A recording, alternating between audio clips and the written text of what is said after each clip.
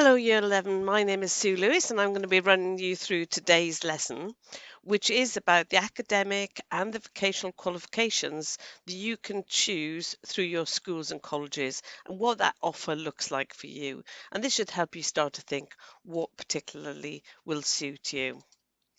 So, in lesson one, we talked about all the different choices. Now we're going to sort of drill down a little bit into the academic vocational offer within a school or a college. And what you might remember from lesson one is we talked about the 6 things that everybody needs to do in order to be good at managing their future career. And in today's lesson, we're going to focus on these 2. Grow throughout life. It's an opportunity for you to consider what learning pathway you want to do next. And then to manage career, you'll start to make plans and develop the pathway that's going to help you into your future. So in this lesson today, I'm going to give a quick introduction, which will be about 10 minutes, and then you're going to do some activities on the Career Pilot website, which will take about 40 minutes, and then we'll do a wrap up for about 5 minutes at the end. So just to run through what I'm planning to do in today's lesson, I'm going to give you a reminder of the qualifications that we have in this country and their different levels. So you can think about what you might do next. We'll then drill down and focus on vocational qualifications, and then we'll look at different routes into the jobs you like and see where there's a vocational pathway as well as an academic pathway. And it'll be an opportunity for you to research what courses your local college offers that might link to the jobs you like. And even if you're already thinking about doing A levels at a sixth form, it's always good to know what the alternative offer will be. So you've got your plan B just in case. So in the last lesson, we looked at the video called Your Future Career, and we identified 4 things that everybody needs to do in order to manage their career. Know yourself, your skills and your qualifications. Do stuff to build those skills and have something on your CV. Know all your options in some detail and use your supporters. So in this lesson today, we're going to really focus in on you knowing your options, specifically the vocational qualifications you could choose. So this is a reminder of the qualification ladder we have in England. So there's different levels, starting at level 1 and going right up to level 8, in fact. And then there's different pathways. The academic pathway, you've just been doing GCSEs, so the next level would be A levels if you stuck on the academic pathway. But there's also the vocational pathway. We are doing a course related to a job area. So it might be called a BTEC, a Cambridge Technical, OCR. There's different qualifications. Then there's work-based, where you're learning to do a specific job in a work environment, and that'll be the apprenticeship pathway. So what we're going to focus in today, a little bit about A levels, which you might already know quite a lot about, but we'll also talk about the vocational pathway, and we'll leave work-based till the next lesson. Okay, so what I want you to do in a minute is to draw this grid. So let me explain what it's going to look like. At the top, you're going to have some circles about what you want at post 16. So after year 11, you might already have some ideas. So under this circle, you can write down what they are.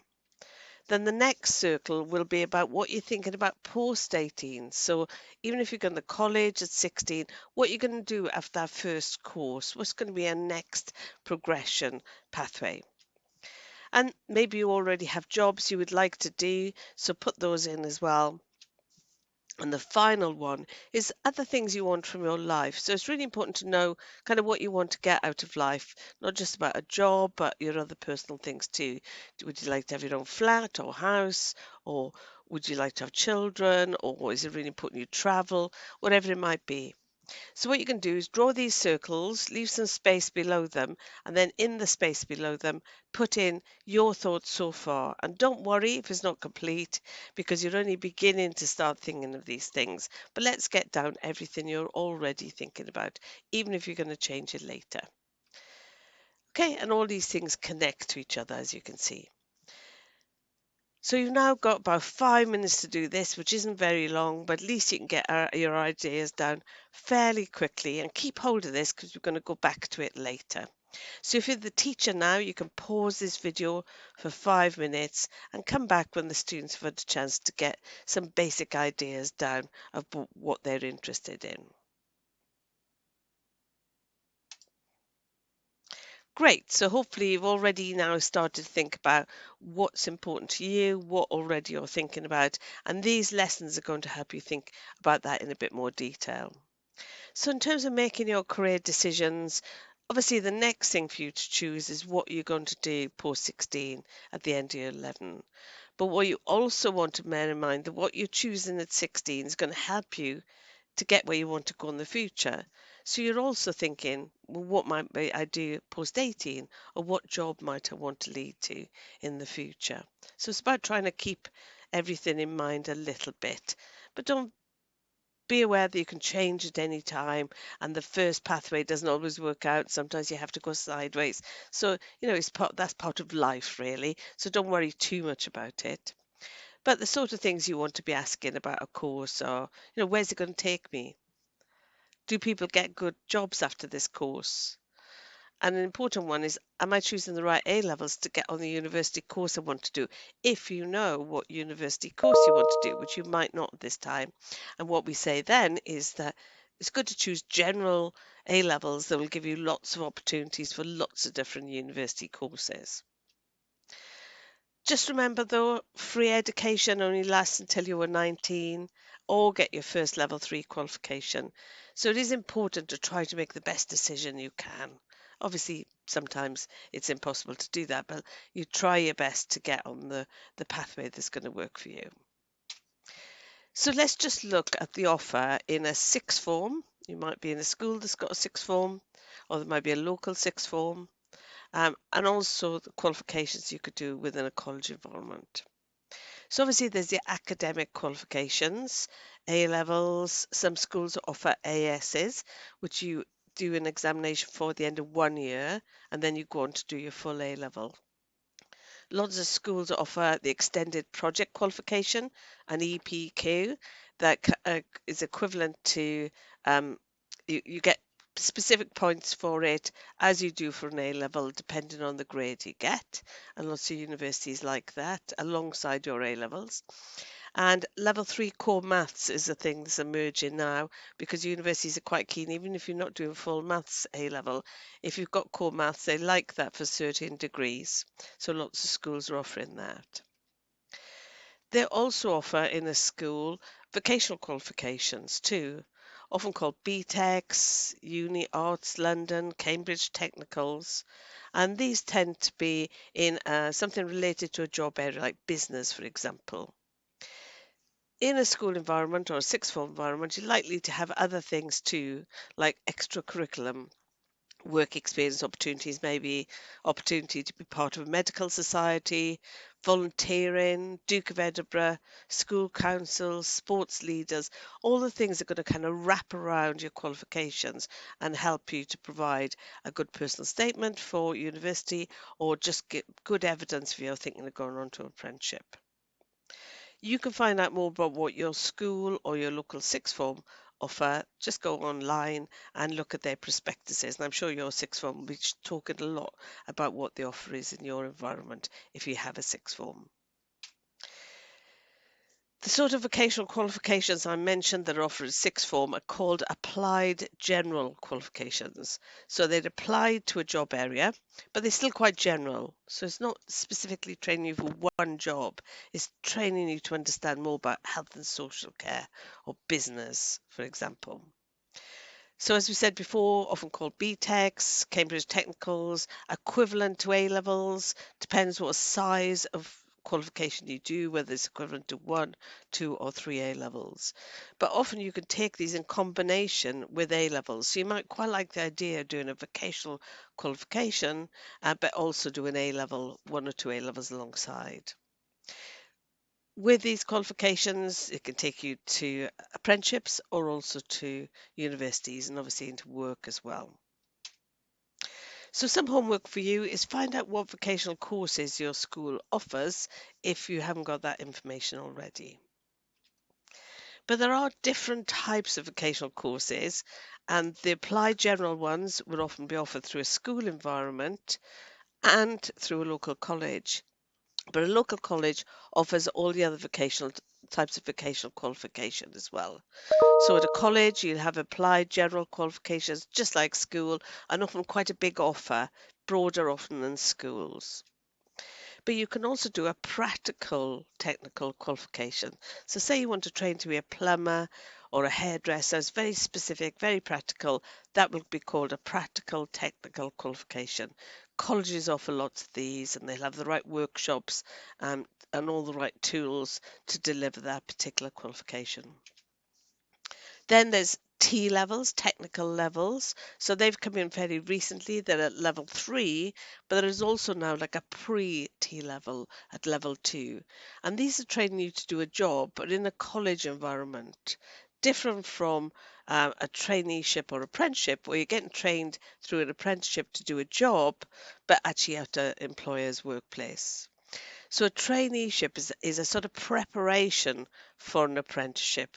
So that is actually going to make sure you've got the work skills, the English and math skills to go on to the apprenticeship pathway. So you can see the whole range of vocational qualifications, and you'll see all of these in a college environment. Just a little bit about T-levels because they're fairly new. So the way they work is that 80% of the work you will do will be in a classroom in a college environment usually, but 20% will be in a workplace. So you'll be doing work experience. After you've done T-level, they will lead on to apprenticeships, work, and again, universities onto a practical university course. So I'm just going to show you a little bit of a video so you can get a feel of what a T-level is, as they are quite new.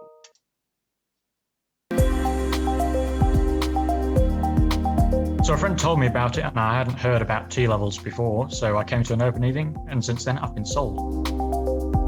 The T-levels are a new qualification aimed at students from 16 to 18 who are following on from their GCSEs, and at the end of the course the T-level will be the equivalent of 3 A-levels. For employers, it's going to be really effective for them because they're going to find that students have the knowledge that they're looking for in people that they want to employ. It was really refreshing that T-levels were designed with employers so that the qualification meets industry need. And they also are valid for UCAS points, which opens up the opportunities to attend university. I think it's fresh, it's something new, it's very flexible in terms of teaching the content. The T-level qualification is a great combination of academic and workplace experience. The students spend approximately 80% of the time in college and 20% of the time in the workplace. I think that's a very good opportunity for the students, because what will happen is they will actually go in the same work environment that they are hoping to join in the future. Because it's equivalent to 3 A-levels, it's really impressive to other employers. And I think as well, the work placement is what attracted me, because you actually are doing something. You're not just learning in the classroom, you are actually going out and learning in the industry. I'm just going to stop that there. So hopefully that gives you a little bit of a flavour of what a T-level is. So what could you do a T-level in? Well, these are available already, and then there's new ones coming on board this year. So not all colleges will offer all these opportunities, so you need to check in with them. But you can see a lot of them are specifically training you to do a job, digital business services, for example, or healthcare science, on-site construction. So they're quite specific, but if that's for you, they can be a great opportunity to get a qualification, which is very practical, but is equivalent to 3 A-levels. Okay, so what we're going to do now is get you actually exploring the things you're particularly interested in. And the way you're going to do that is by registering, which I think you should have done already. So just sign in to Career Pilot. If you can't remember your password, do forgotten password. Just remember, it's going to come to the email address you set up the account with. So try to remember what that email address is as well. So once you're in, what you're going to do is go to our section called Jobs. That'll be in the top bar, and then you can search for a specific job that you think you might like to do in the future, even if it's just speculative at this point. So you can put the name of the job in there. You already at the last session probably tagged some of the jobs you were interested in. So you could start by going to My Job Sectors and seeing the jobs you've already identified, and then just clicking on the links to find out more information about them. So once you can put in a search for a particular job type, like animal, you'll get a list of choices, and then you can click on these, and then you'll get the full job profile. So that's what you're going to do in a minute. Now, the bit you're going to look at specifically is the routes into this job. And if you click on that, it'll open up this page. And what you're going to do is, for a job that you've thought you'd interested in, have a look at what college courses are offered or could lead on to this particular job. And there might be some examples, or there might not be, because there might not be a college route. But it's interesting to just explore what the alternatives might be. So in this case, this animal care worker, there's quite a lot of college courses. So make a note of the ones that are mentioned there. So that you can, what you can do later is explore those and see whether your local college offers those courses. So to record all this, what I'm asking you to do now is put a little grid together. Just looks like this. Do this for 2 jobs you're interested. Look at the job profile for the job and see what routes there are into this through a college. Even if you're thinking about A-levels, it's always good to know an alternative just in case. So then write down the names of any college courses that are mentioned in the job profile that are maybe level 2 or 3. That's probably what you're thinking of right now. It could be 1, 2, or 3. That's fine as well. So in a little grid you make, you put name of the job you like and do that for 2. Then write down what the job profile says. What college courses could you do to get into this job? And if there's nothing mentioned, maybe look at another job. Just so you've got some examples to explore. So that's going to take you about 15 minutes. So if you're the teacher now, you can pause this video and let the students do this activity.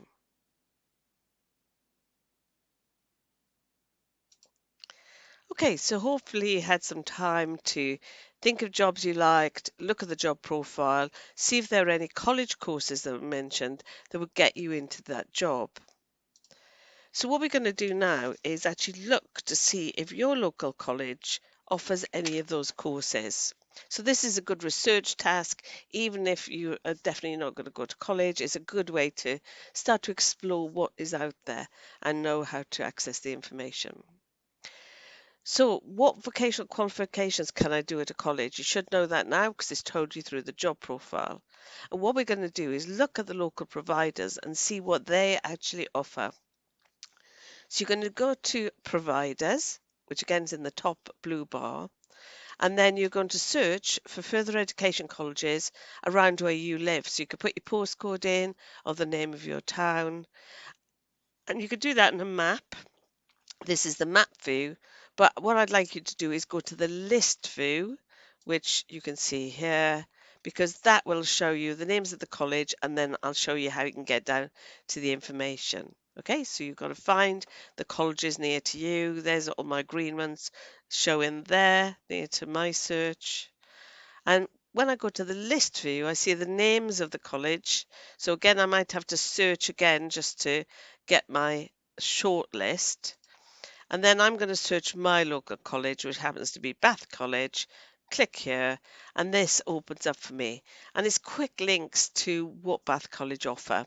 So I want to look at their courses, so I'm going to go there. And this now will take me straight into Bath College's website, and I know what courses I'm looking for, the names of them, because I got them from my job profiles. And what you're going to do is start to look at what they offer. Now, if you like anything, you like Bath College, add it to your provider, so it'll be there as a quick link for you. Okay, so using the names of the college courses that you got from task 1, looking at the job profiles, are there any college courses? You jotted them down. What you're going to do now is, in the providers, find your local college. Don't forget to go to list view, and then you're going to write down the courses that they offer. They fit with your job ideas. You might never do them, but at least you'll know they're there. And it might just be that they haven't got any courses at your local college, and you might have to look at another college. So carrying on your little grid, write down the name of the college you looked at, what college course into this job you could do at that college, and what level it might be. Okay, any information you can add, you could do with one course they offer, and then a second course as well. So if you do that for 2 courses at one college, or you might have to look at 2 different colleges. Okay, so hopefully that's clear. If it's not, you can ask a teacher for more clarification.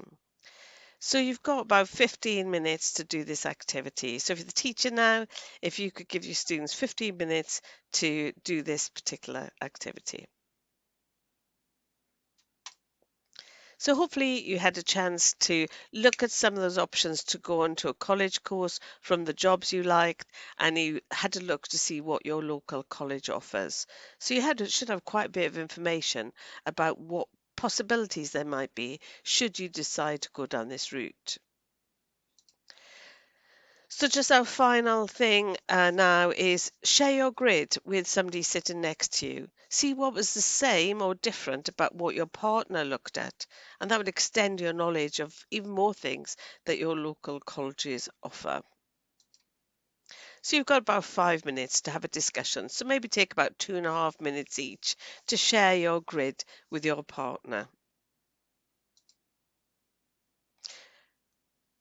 Great, so we're almost at the end of the session now, so well done for all the activities you've done. What you can do now, the final thing, is to maybe give a little rating to the things you've been looking at. How keen on a scale of 1 to 10 are you in the courses you've identified? If you're not at all interested, it'll be a 1. If you're really interested, it could be a 10, but you could do something in between there. So all the time it's about looking like what suits you. I've got the information, but is it what I want? So just to wrap up, from the 6 things that everybody needs to do to manage their career, we looked at 2 today. Consider what learning pathway to do next. Hopefully that's helped you with that. Make plans and develop a pathway into your future. So hopefully you can tick those off. And there's 2 more things you've done towards managing your future career. So well done, everybody, and good luck with making your choices. The next lesson will talk about the work-based pathway apprenticeships.